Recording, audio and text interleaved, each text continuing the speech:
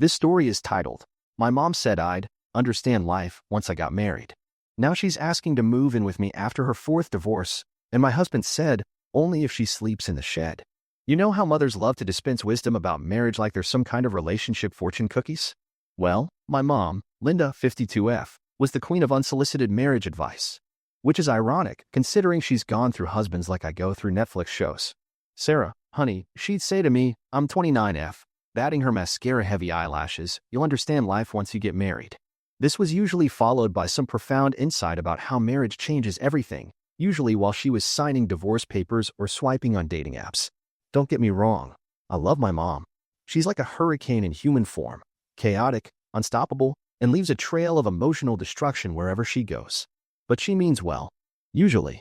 Sometimes. Okay, she tries to mean well. I actually did get married last year to Mike, 31M, and you know what? I finally did understand life. Just not in the way Mom meant. I understood that stability isn't boring, that love doesn't need drama to be real, and that sometimes the most romantic thing your partner can say is, I remembered to buy toilet paper. But here's where the story gets good. Last week, Mom calls me at 3 a.m. because apparently, emotional crises don't respect time zones. She's crying, mascara probably running down her face, though thankfully, I couldn't see it through the phone. Baby, Gerald left me, she wailed.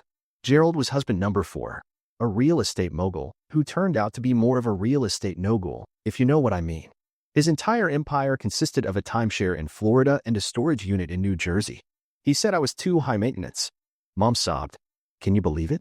Just because I wanted him to sell his beloved motorcycle to buy me a small vacation home in the Hamptons. I could practically hear Mike rolling his eyes next to me in bed.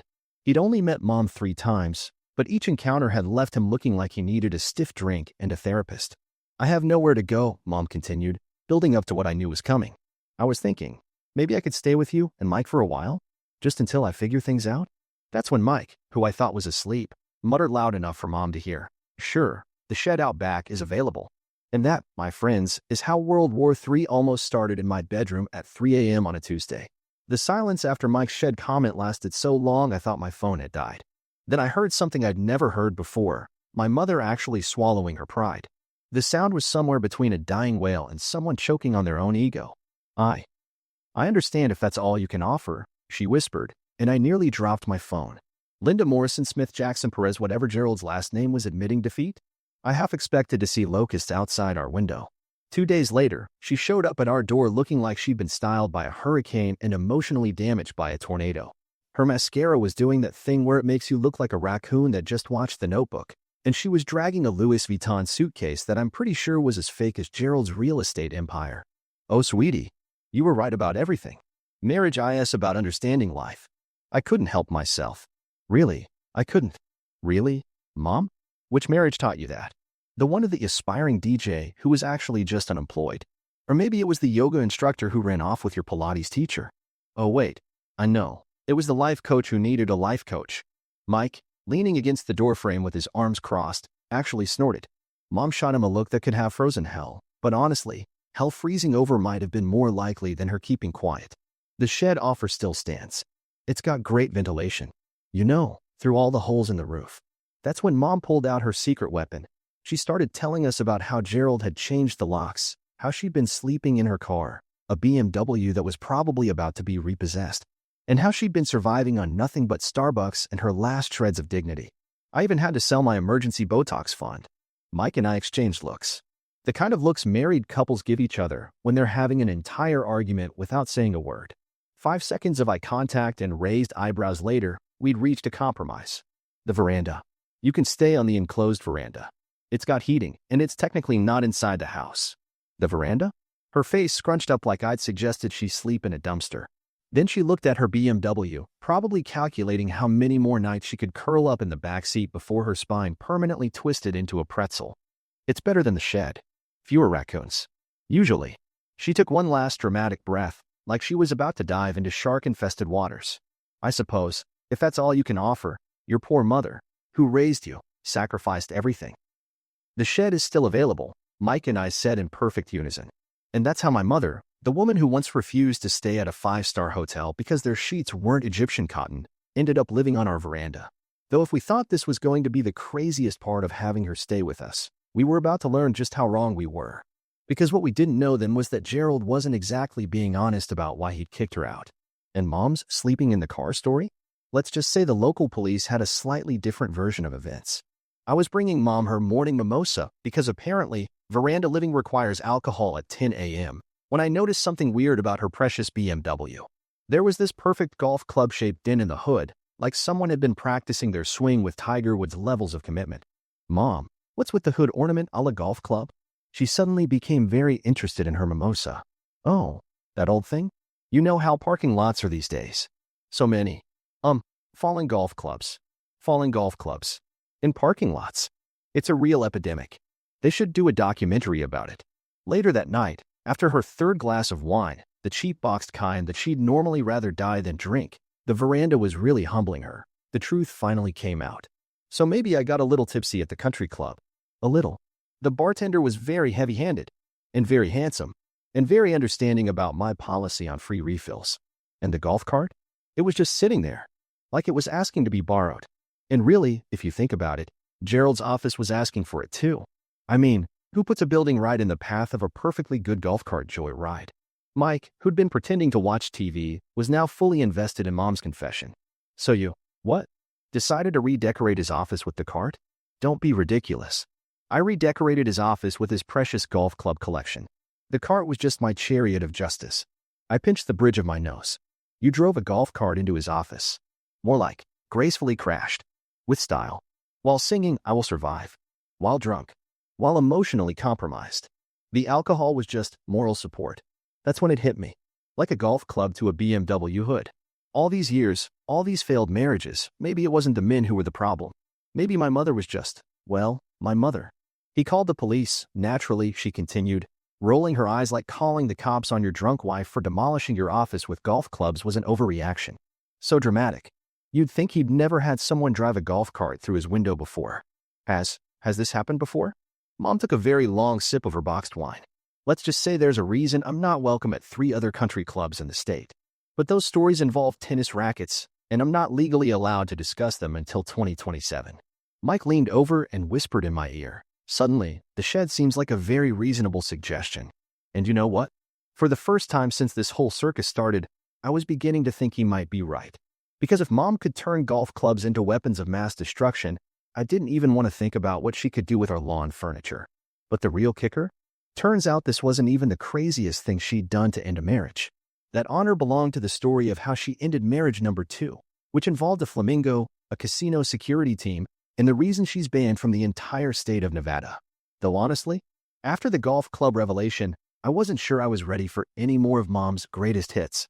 But like her marriages, I had a feeling they were going to keep coming whether I wanted them to or not. The thing about having your mother live on your veranda is that eventually, she runs out of boxed wine and starts telling stories.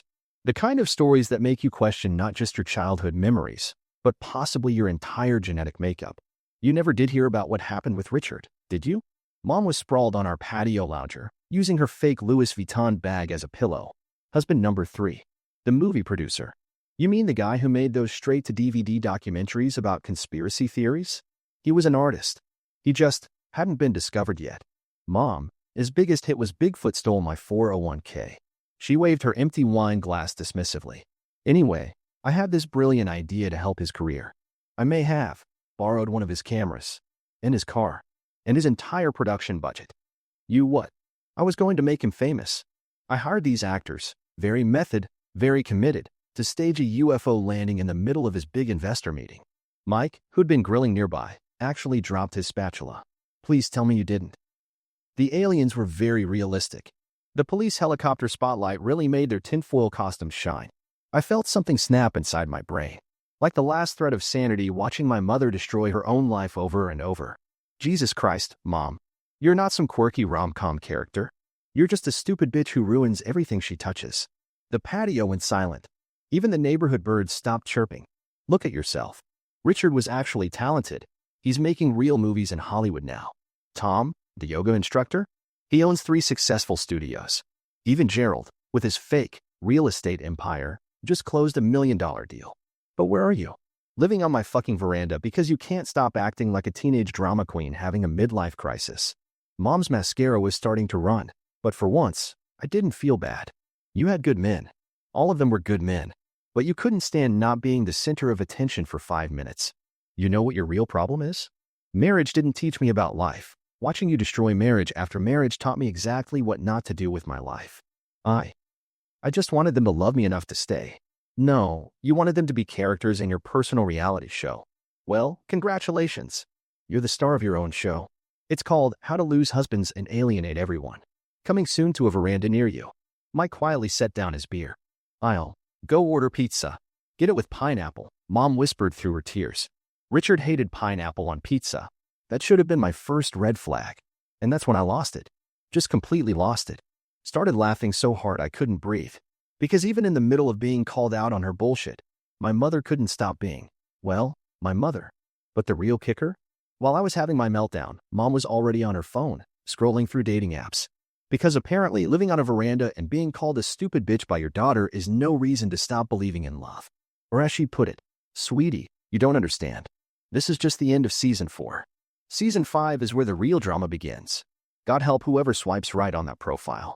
After the UFO story, I told Mom I was done hearing about her greatest hits collection of ruined marriages. Some things you just can't unhear, and I already had enough material to keep my therapist employed until retirement. 2 days later, Mike and I were coming home from work early because our office AC broke down. Nothing like a little heat stroke to end the workday. As we pulled into the driveway, I noticed an unfamiliar motorcycle parked next to Mom's BMW. Maybe it's a delivery guy? Mike suggested. Since when do delivery guys ride Harleys with Wild Tang painted on the side? We walked in through the front door and, oh look, there's a half-naked man in leather pants doing yoga with my mother in our living room. Not on the veranda. In our living room. Mom, what the actual fuck? Oh, Sarah, honey, you're home early. Mom attempted to untangle herself from what I can only describe as a human pretzel in a midlife crisis. This is Chuck. We met on Silver Singles yesterday. He's a spiritual guide and part-time tattoo artist. Chuck, who looked like if a motorcycle gang member had a baby with a Walmart yoga instructor, gave us a peace sign. Your mother's chakras are very aligned. The only thing that's about to be aligned is your spine with our front doorstep, Mike said, with a calm that scared even me. Out. Now. But we haven't finished our tantric breathing exercises. You'll be doing your breathing exercises through a straw if you're not gone in 10 seconds. After Chuck made his very hasty exit, leaving one leather boot behind like some kind of midlife crisis Cinderella, I turned to my mother. 2 days. I left you alone for 2 days. He's very spiritual. He says my aura is the color of passionate love. Your aura is the color of desperate and deranged. What happened to staying on the veranda? What happened to finding yourself after Gerald? I did find myself. I found myself very attracted to Chuck's tattoo of a dragon eating a motorcycle. Mike was still standing by the door, looking like he was questioning every life choice that led to this moment. I missed the golf club story. Can we go back to the golf club story? How did he even get in here? I demanded. Mom at least had the decency to look slightly embarrassed. Well, I may have made a copy of your house key. You what? The locksmith was very understanding. He also has mother-in-law issues. I collapsed onto our couch, then immediately regretted it when I realized what Mom and Chuck might have been doing there. That's it. That is IT. You're not just violating our trust anymore. You're violating our furniture. We only violated the armchair. And maybe the kitchen counter. Chuck is very flexible for his age. Mike made a sound like a strangled cat. We eat there.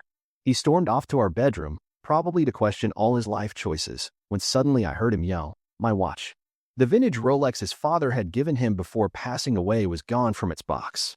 Mom's spiritual guide had apparently guided himself to a 5-figure family heirloom. Mom, I said, my voice deadly quiet. Your chakra-line boy toy just stole Dad's watch. Mom's face went from post-yoga bliss to horror in record time. But he said he was just admiring it. He said expensive watches have special energy fields. The only energy field he's going to be feeling is an electric chair if I catch him, Mike growled, already dialing 911. And that's how my mother's 2-day romance ended, with a police report, a motorcycle APB, and the need to replace every piece of furniture in our living room. Though honestly, the furniture was probably a mercy killing at this point. The worst part? Mom's only response to the whole thing was, well, at least he left his boot. The police can use it as evidence, or I can use it as a memento of our passionate connection. I've never seen Mike dial a locksmith faster in his life. The day after Chuck's spiritual journey through our house, Mike went full Fort Knox. 3 different locks on every door, a security system that could probably detect a squirrel's fart, and explicit instructions to our neighbors to call the police if they saw anyone doing tantric yoga on our property. Mom got relegated to her BMW, parked right across the street like some kind of designer clothes-wearing homeless person. Every morning, she'd wave at us as we left for work, looking like a sad puppy who'd been caught eating the couch. Again, "Good morning, sweetie. I made coffee." She'd hold up her Starbucks cup like it was a peace offering. "That's store-bought coffee, Mom." Well, I manifested it into existence by using Gerald's credit card before he canceled it. But everything changed when we got the call from Detective Martinez. "Mrs. Watson, we found Chuck." Turns out our tattoo-covered spiritualist was actually in a meditation retreat in Vermont. Had been there for the past week, with 20 witnesses, security footage, and not a single Rolex in sight. "That's impossible," I said, staring at Mom through our living room window. She was doing her morning sun salutations next to her car, completely unaware that her little scam was about to blow up. "He was here, half naked, violating our furniture. The retreat has very strict rules," Martinez continued. "No phones, no leaving the grounds, and definitely no leather pants." That's when Mike's face did this interesting thing, like he was putting together a puzzle he really didn't want to complete. "The locksmith, your mother had a copy of our key." Oh. She needed an accomplice," Mike said, his voice deadly quiet. "Someone to blame when the watch went missing. So she found some random guy's photos on a dating site and made up a story about a spiritual guide who could have taken it," I finished, feeling like I might throw up. "Chuck probably doesn't even exist." Right on cue, Mom waved at us through the window, accidentally dropping what looked suspiciously like a Rolex catalog from her purse. The next morning, as we left for work, Mom was there with her usual Starbucks wave. But this time, Mike stopped the car. "Hey Linda, quick question. What was that tattoo Chuck had? The one you liked so much? The dragon eating the motorcycle. On his, left bicep? Right bicep? Left. Definitely left." "Funny," I chimed in, "because in the police photos, the guy you identified as Chuck has completely blank arms. Not a single tattoo." The Starbucks cup slowly lowered. Mom's face went through more expressions than a Botox clinic's before pictures. I can explain." "Save it for the police, Linda. Though I have to admit, staging a fake tantric yoga session with fictional Chuck? That's a new low. Even for you. But the furniture violation stories, those weren't real?" "Oh no, I really did all that. I needed to make it convincing. I took a whole improvisational theater class for this." Mike looked like he was about to have an aneurysm. "You defiled our furniture for authenticity? I'm a method actor. Also, your couch really did need breaking in. And that's how my mother ended up living in her BMW full-time, hiding a stolen Rolex somewhere in her knockoff designer bag collection, and still somehow managing to be proud of her creative problem-solving skills. Though personally, I think the real crime was what she did to our furniture.